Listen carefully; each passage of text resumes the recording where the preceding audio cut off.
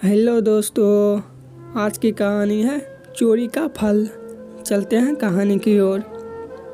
किसी गांव में एक किसान रहता था। उसके 2 बेटे और 1 बेटी थी। मोहन, मदन और श्यामा तीनों हर रोज़ गांव के बाहर स्थित स्कूल में पढ़ने जाते थे। किसान अपने तीनों बच्चों को बहुत प्यार करता था। उसका सपना था कि उसके तीनों बच्चे पढ़ लिख कर अच्छे और बड़े आदमी बने। तीनों बच्चों को नारियल के लड्डू बहुत पसंद थे, इसलिए माँ ने घर पर ही नारियल के स्वादिष्ट लड्डू बनाकर रख दिए थे और रोज़ स्कूल जाते समय उन्हें एक एक लड्डू दिए करती थी। माँ ने तीनों बच्चों को समझाया था कि उन्हें हर रोज़ सिर्फ एक ही लड्डू मिलेंगे। एक से ज़्यादा लड्डू रोज़ खाना सेहत के लिए हानिकारक हो सकता है। माँ ने उन्हें ऐसे ही डराने के लिए कहा था ताकि लड्डू ज़्यादा समय तक चले, कुछ ही दिनों में ख़त्म ना हो जाए। एक दिन घर पर कुछ मेहमान आए। उनको लड्डू देने के लिए जब माँ ने लड्डू का डिब्बा खोला तो वह दंग रह गई। उसमें से आधे से अधिक लड्डू गायब थे। माँ तुरंत समझ गई कि उसके बच्चे लड्डू चोरी करके खा रहे हैं।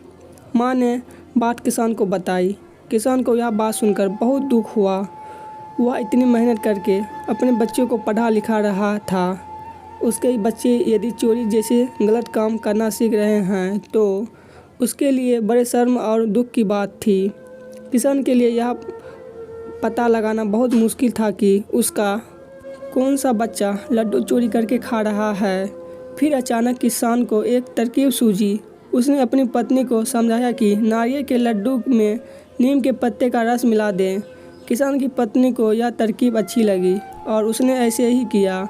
दोपहर के बाद जब तीनों बच्चे स्कूल से लौटकर घर आए तो माँ उन्हें खाना देकर गाय को चारा डालने के लिए घर से बाहर चली गई।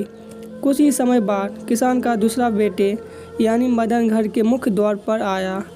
उसने दरवाजे पर ही जब खाया पिया उलट दिया। मोहन का चेहरा उतरा हुआ था और आंखों से खूब पानी बह रहा था। तभी किसान और उसकी पत्नी भी घर के मुख्य दरवाजे पर पहुंच गए। वे दोनों समझ गए कि उनका दूसरा बेटा मोहन ही लड्डू चोरी करके खा रहा था। माँ ने पानी से मोहन का मुंह साफ कराया और उसे घर के अंदर ले गई। किसान ने बड़े बेटे मोहन और छोटी बेटी श्याम को मदन की करतूत बताई। उन्होंने भी पिता को बताया कि मदन हर रोज़ स्कूल के रास्ते में पड़ने वाली बगीचे से फल चुराकर खाता है। यह जानकर किसान और उसकी पत्नी को और दुख हुआ। किसान ने क्रोधित होते हुए यह कहा कि कल से मदन अब स्कूल नहीं जाएगा। वह मेरे साथ खेतों में मजदूरों की तरह काम किया करेगा। यदि उसे चोर ही बनना है तो उसे पढ़ाने लिखाने से कोई फ़ायदा नहीं है। उधर मदन की रो रो कर हालत ख़राब थी। उसको अपनी गलती का एहसास हो चुका था। उसने अपनी गलती स्वीकार कर ली। मदन ने अपने माता पिता से माफ़ी मांगते हुए कहा कि वह आगे कभी चोरी नहीं करेगा। पिता ने उसे समझाते हुए कहा, देखो बेटा, चोरी करोगे तो अपमान ही मिलेगा। यदि सम्मान चाहते हो तो अच्छे काम करने पड़ेंगे। अब तुम्हें खुद फैसला करना है कि तुम्हें अपमान चाहिए या सम्मान।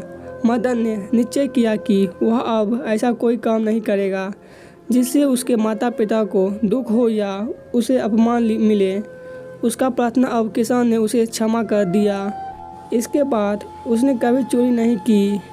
आज की ये छोटी सी कहानी यहीं पर ख़त्म होती है। धन्यवाद।